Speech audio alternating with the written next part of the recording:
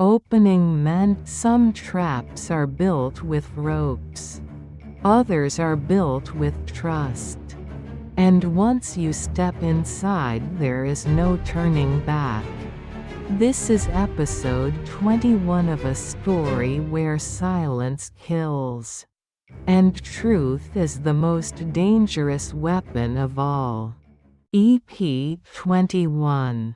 Surround the Danyang Lake cruise. In the distance, the Danyang Lake cruise pier came into view. Beside it, an aging two-story cruise ship was preparing to depart.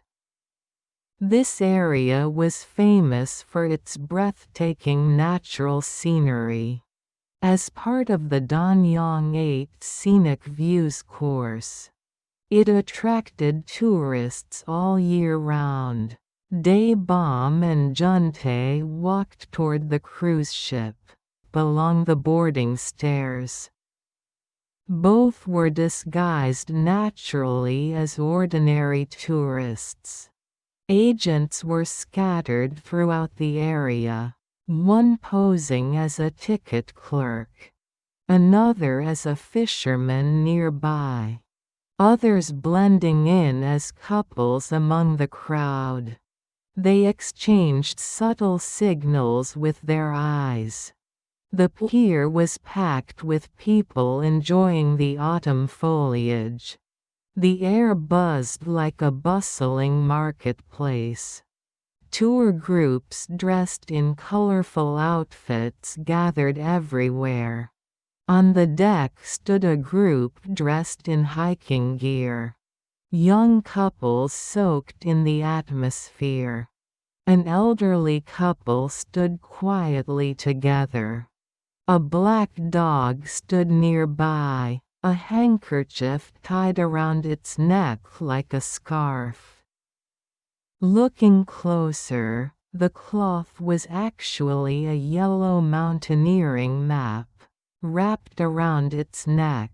Suddenly, the voices of Japanese tourists cut through.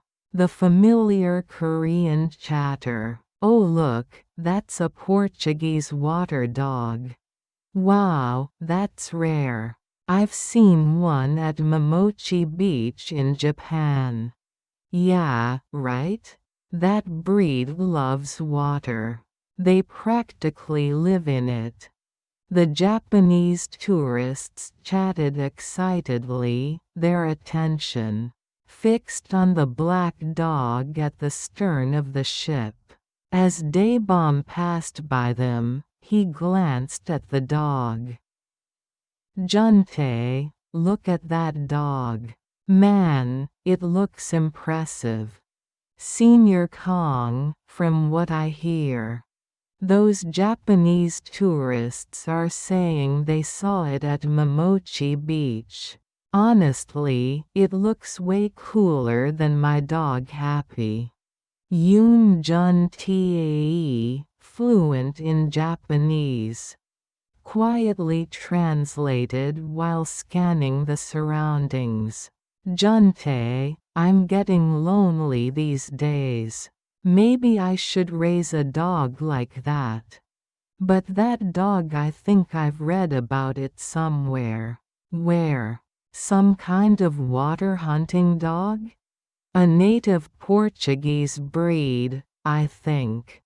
So that's why it's so rare." "Yeah, the Portuguese water dog. It's built for endurance swimming, practically unbeatable in the water." "There's a dog like that? A swimming champion?" "They say fishermen used them to retrieve lost gear. Even to carry messages from ship to shore.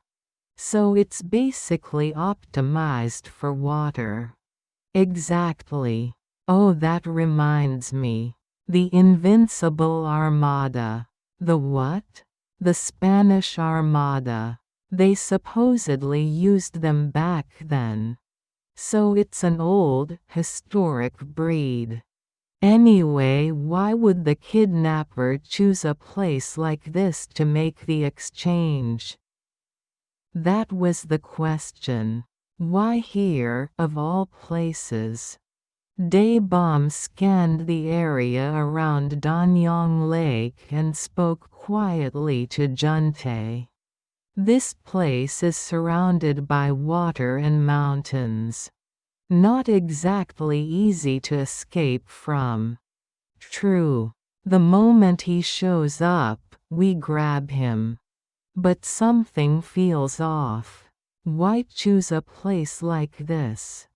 Maybe he's planning to use the tourist crowd for cover during the exchange. Daebom instinctively lit a cigarette. In wide open areas, investigators can be deployed from all sides. That means a higher chance of getting caught. Then why here? Daebom flicked his lighter and exhaled a cloud of smoke. This place connects directly to Danyang Lake, long, narrow, and enclosed. If he knows the terrain and police movement well, it's the perfect setup. You think he knows it that well? Yeah. From here, you can break out toward Cheongju, Jecheon, or Danyang. Plenty of mountain paths and forest roads for escape. When you put it that way, the search area becomes massive. Exactly. Wide if you look broadly, but incredibly narrow if you know where to look. Daebom tapped Juntae on the shoulder and moved ahead. All right, scan the ship. See if anyone's watching the outside. Daebom opened the restroom door, searching for clues. He glanced suspiciously at a man in hiking clothes washing his hands. The man shot him an irritated look and walked out. Daebom returned to the front of the ship. The cruise slowly began to move, picking up speed. Juntae signaled with his eyes, asking if he'd found anything. Daebom shook his head, nothing yet. Meanwhile, on a hillside near Danyang Lake, a man stood with a map spread out before him, scanning the opposite side of the lake through binoculars. When he lowered them, it was revealed to be Sang-wook, the canine specialist. So he really did put that coded message in the newspaper.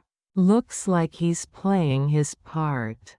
Wearing hiking gear and a small backpack, he crouched low, occasionally checking his wristwatch as he kept his eyes fixed on the cruise ship. On board the cruise ship, Juntae glanced toward the stern through the passage beside the control room. Several agents kept checking their watches, their tension showing. In contrast, loud trot music blasted endlessly through the speakers, crackling now and then, grating on everyone's nerves. Daebom frowned and approached the passenger manager. "Excuse me. Could you please turn the music down a bit?" "Why? It's not even that loud. Just a little, please. It's giving me a headache." His tone carried a trace of irritation. This is a cruise ship. The passengers need to enjoy themselves. This affects our sales. Could you lower it just a bit? No. This is the standard volume we always use. Just deal with it. Day-Bomb's expression stiffened. I'm a passenger too. That guy's really getting on my nerves. That guy? The man snapped. How old do you think you are, calling me that guy? You think I look like a joke to you? Day-Bomb clenched his lips and turned his head slightly. Sir, did I say anything wrong? I spoke politely. I told you when I say no, it's no. I'm really busy right now.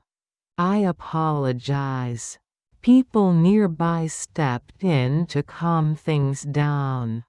The passenger manager, still scowling, spat over the side of the boat.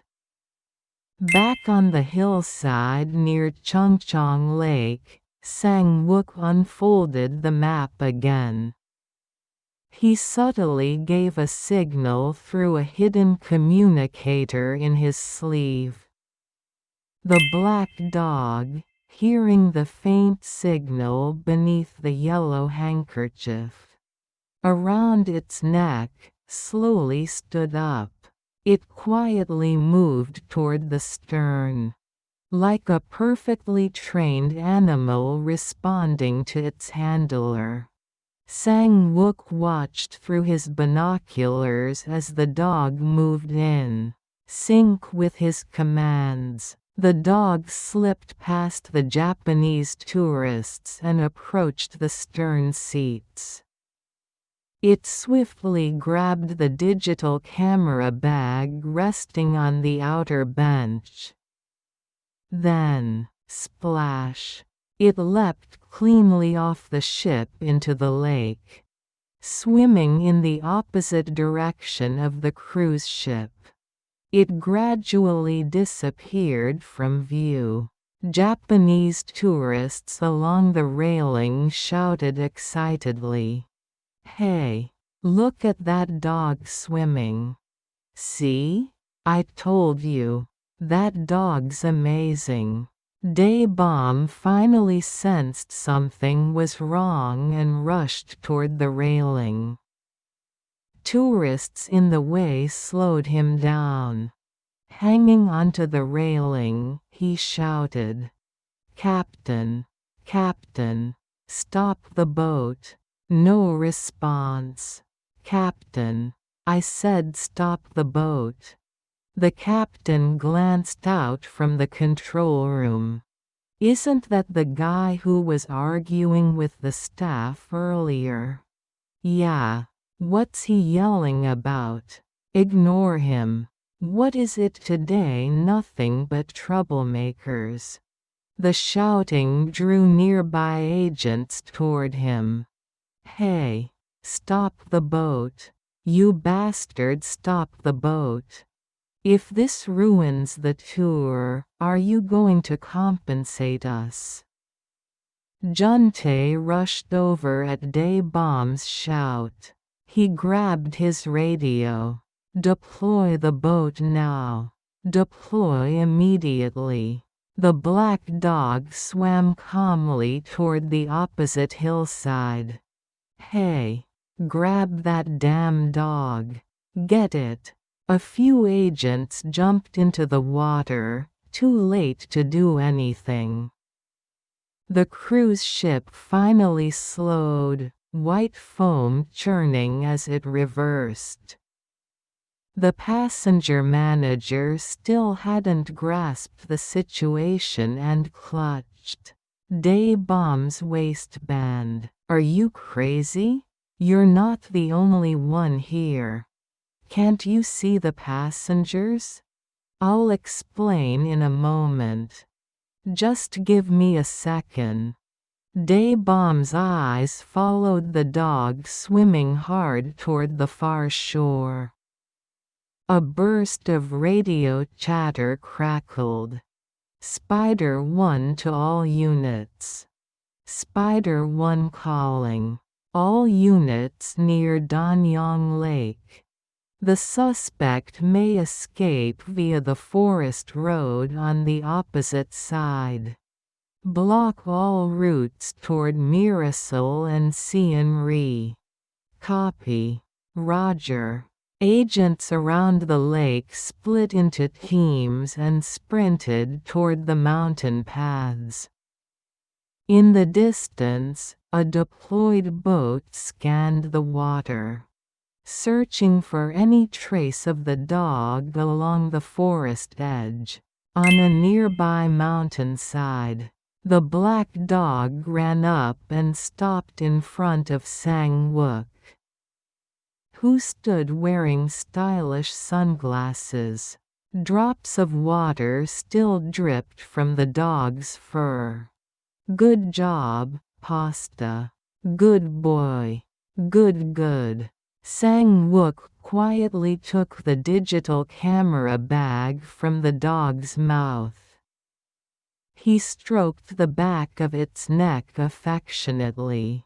The dog panted lightly, wagging its tail. Sang-wook untied the yellow tourist handkerchief wrapped around the dog's neck. Beneath it was a small waterproof wireless receiver, carefully concealed. He removed the device and slipped it into his bag. Then he patted Pasta's head and rewarded him with a treat. Sang-wook handed the camera bag to a man wearing sunglasses. The man mounted his motorcycle and sped off along the mountain path, weaving through the terrain with light jumps, as if racing through a rugged trail. He skillfully avoided police checkpoints, clearly familiar with every route. Soon, he stopped beside a mid-size sedan parked on a quiet roadside. The car window rolled down. The driver nodded slightly and received the camera bag. The black sedan pulled away quickly, accelerating down the national road. Ahead, police officers were conducting an inspection. "Please pull over for a moment." The window slid down. A well-dressed man in a neat suit sat behind the wheel. On the passenger seat sat a bouquet of wedding flowers and congratulatory cards. "Could you open the trunk, please?" The driver hesitated briefly, then opened it. Inside were wedding balloons filling the trunk. Nothing suspicious must be heading to a wedding. "All right, you may pass." "Thank you." Darkness deepened over the Danyang Lake area. At the mountain road leading toward Chungchong Lake, police barricades were in place. The commanding officer gave instructions to the riot police. "Keep formation. Don't miss a single spot." "Yes, sir. We're maintaining formation." Officers spread out, encircling the mountains. As they conducted a nighttime search, they poked through the ground with metal rods, searching for even the smallest clue. Bright flashlights cut through the darkness, blinding their eyes. Woof woof. The police dog barked sharply. "What is it? Did you find something?" "It's dog food residue." "Anything else?" "Nothing so far." "Collect it. There shouldn't be dog food here." "Yes, sir." Finish the search by midnight. Secure CCTV footage from the cruise ship and photos of the black dog. "Yes, sir." Still nothing after all this searching? Completely empty-handed? So far, yes. Sorry, sir. Late at night, Jiang Sang Man entered his hideout. He opened the camera bag recovered from Danyang Lake. Pulling out the contents from the Ziploc bag, he examined them under the light. Wearing a magnifying loupe, he inspected the microfilm, only to realize it contained nothing but pages from a random magazine. He hurled the bag to the floor. That son of a bitch, how should I kill him? He grabbed a golf club and smashed the sofa and ceramic ornaments to pieces. Hot water poured into the bathtub, steam filling the bathroom. You filthy South Korean trash, I'll grind you to dust. He punched the bathroom mirror. Blood ran down his hand. Jiang Sang Man picked up his phone and called Hyena. Kill Director Jiang. Make it slow. Make it painful. Ending meant the hunt is no longer hidden. The predator has revealed itself and the price of survival has begun. Thank you for watching. This series is a finalist of the second Proud Korean Scenario Contest. Stay with us for the next episode where the line between hunter and prey disappears. EP22 opening meant, darkness does not fall all at once. It seeps in slowly, silently until even your breath feels heavier. Tonight, beneath a sky where the moon hides behind drifting clouds, a city exhales secrets it has buried for too long. Somewhere between shadow and silence, someone is running, someone is watching, and someone is already dead. This is not a story of justice. It is a story of survival. In a place where truth is hunted, and lies move faster than bullets, one mistake can cost a life, and one choice can rewrite destiny. The hunt has already begun. Welcome to episode 22, The Cold Body of Jang Jin-woo. Number 22. Jang Jin-woo becomes a cold corpse. A crescent moon flickered in and out of the clouds above the deserted industrial zone. In the dead of night, inside the rundown warehouse, a chilling, lifeless air lingered. Hyena lashed Director Jiang with a whip. Did you think you could prepare what we asked for with your ass? Instead of your head? Let me go, please let me go. A gag was shoved into his mouth. Only muffled groans escaped. Let you go? You filthy bastard. In a flash, Hyena lunged forward, kicked him hard in the chest, and climbed on top of him. His hands wrapped tightly around Jiang's throat. Jiang's face flushed red. His eyes bulged, bloodshot. A strangled gasp escaped as he struggled to breathe. Hyena released the gag. You're an enemy of the people. An enemy of our republic. Jiang shook his head violently, eyes pleading. Oh? You're saying you're not? Huh. Thud. Thud. Crack. Because of you, 6 people died on that frozen Russian soil. Cough. What does that have to do with me? Look here. Look. You're not allowed to die yet. Not yet. And no, that's not true. Because of the National Intelligence Service, our great cause was damaged. Question mark. You don't even know what you've done to us, do you? I don't know, I really don't. You filthy bastard. Hyena continued the torture without pause. Suddenly, heavy rain poured down. Thunder flashed through the ventilation shaft overhead. Between the rumbling echoes, faint moans of a woman could be heard. What kind of sound is that?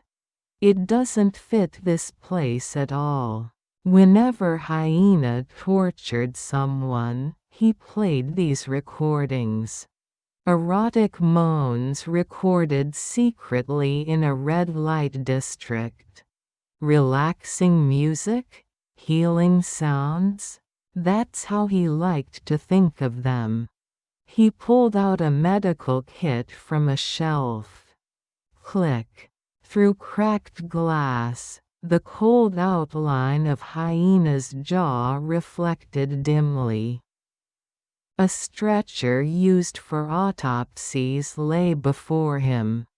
Jang Jin-woo was laid flat upon it. Hyena slipped on surgical gloves. From a black bag, he pulled out various medical instruments. In the corner, he worked in silence, methodically. Time passed. When the carving was finished, Hyena wiped the sweat from his brow. Jang Jin-woo's body lay inside a black vinyl bag, only his face exposed. Zeep. The zipper slid up slowly, sealing the bag shut. Hyena was, indeed, specially trained. That kind of training stripped a man of his humanity. He had crossed mountains in total darkness during night drills, raided homes of so-called counter-revolutionaries and slaughtered them, washed blood from his body in freezing streams, cleaned skulls of those he killed and slept beside them. How could such a man ever hesitate? To him, killing no longer carried weight. National Intelligence Service Investigation Bureau, conference room. The room buzzed with tension as the situation analysis meeting began. Director Cho lashed out at team leader Kong. Back there when you saw that black dog, shouldn't you have thought? Why is it here? People take their pets on vacation these days, sir. Of course, there are restrictions depending on the place. But that dog was rare. Doesn't that make it even more suspicious? That's my mistake. I should have been more alert. Team leader Yoon, if you knew that breed excels in swimming, shouldn't you have suspected something? That it might be connected to the operation?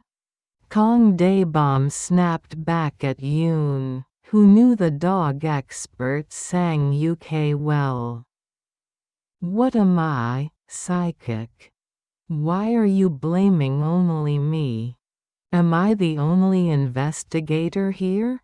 How would I know whether that dog was some stray, or a breed once used by the Spanish Armada? But you already knew something about it back then, didn't you? You idiot. Idiot? You crazy bastard, just because you say it doesn't make it right. I should have realized too. I admit it, I was careless. But still, so what? Think about it. Why would a dog like that be alone on a ferry? No owner in sight. That should have raised a red flag. We all dropped the ball. Damn it. How was I supposed to know? It was wearing a receiver and acting on commands? Director Cho slammed the table. Enough. How can your analytical judgment be this poor? We're sorry. Our fault. Have you checked the CCTV? Yes. The dog blended in with the crowd during boarding. How many passengers boarded with pets? 5 in total. And? That dog just walked through. The staff didn't stop, it said it looked expensive. So you don't know who the owner is? Not yet. We're expanding the search radius. What breed is it? A Portuguese water dog. Water so it swims well? Yes. It's known for endurance swimming. Anything else? They were used by fishermen retrieving gear. Delivering messages between boats. Impressive breed. They were even used by the Spanish Armada. Find out who imported it. Possibly a wealthy family. Track the import records. Where it came from. Yes, sir. The body disposal site was too horrific to look at. The skull was crushed inward, blood congealed across the corpse. The stench of iron thick in the air. Police sirens flashed wildly. Forensic officers in marked vests rushed around. Cameras flashed relentlessly. Reporters argued with officers behind the police line. As Daebom and Juntae stepped out of the vehicle, officers saluted. One lifted the covering sheet and flinched. A serial number was carved deep into the chest. SF16893012. What kind of number was that to be branded like a mark of existence? Detective Ma. Daebom called out. I've seen you around. Even at the forensic unit. Oh, team leader Kong. You're here? Still speaking awkwardly. Last time, he severed the wrist. This time, he slit the throat. This isn't human, it's psychopathic. No human could do this. The world's gone mad. Another officer clicked his tongue. Let me know as soon as you have interim results. Will do. By the way, why do you keep talking down to me? Aren't we the same age? Same age? You're 13 months older. Come on. Same zodiac year. We're practically the same. Daebom grinned slyly. Careful. One day makes a big difference. Detective Ma chuckled bitterly, then looked back at the body. Team leader Kong, this bastard's not human. He's a monster. A psychopath. Late at night, the red light district on the outskirts of Seoul glowed brightly. Women in short skirts stood in the shop windows. Beside them, others in dresses sat close together, whispering quietly. After every killing, Hyena would come here, to this red light district, as if performing a private ritual. Just as surgeons unwind with hard liquor after an operation. He came here to soothe his nerves. To reward himself in this twisted sanctuary of pleasure. Is this enough? He handed over a thick envelope of cash. The woman peeked inside. Wow, that's more than last time. What are you, some kind of venture businessman? She naturally looped her arm through his. You like it? Because it's a lot? Who doesn't like money? And you always come to me, so of course I'm grateful. You really love money, don't you? Of course. Money's the best. But Oppa, why do you always come to me? You remind me of my M&A. A North Korean dialect word for wife or woman. Emmy, what? You sound like someone from the north. No, I just call you that. Come on, honey. Let's go inside. I'll make it real good for you. I'll make you melt. Hyena followed her into the inner room. While she was in the shower, he quietly switched on the recorder. Heavy breathing filled the room. Animal-like gasps grew louder, then slowly faded. Hyena lay beside her, smoking calmly. The woman lit a cigarette too. What's your name? She asked. Yoon Kyung. That's a pretty name. What's yours, Oppa? I don't have one. What do you mean you don't have a name? Everyone has a name. Just call me Hi. Hi? Like hi in English? Just think of it that way. You're my M&A here. A sudden knock broke the air. A thug's voice followed. Hey, you need to come out. Police raid. Hurry up. Doors banged open and shut as men rushed through the building. Startled, Hyena quickly pulled on his clothes and slipped the recorder into his pocket. Lights out. Move now. The red lights shut off one by one, plunging the place into darkness. Shouts echoed. Footsteps of police rushed closer. The thug, clearly experienced, whispered directions. This way. Straight ahead. That tunnel leads toward Yongsan Electronics Market. Hurry, there's still time. Fearing capture, Hyena slipped into the shadows, twisting through narrow alleys. As he rounded a corner, two police officers appeared, flashlights cutting through the dark. The beam blinded him for a moment. He struck them down and bolted. His hat flew off.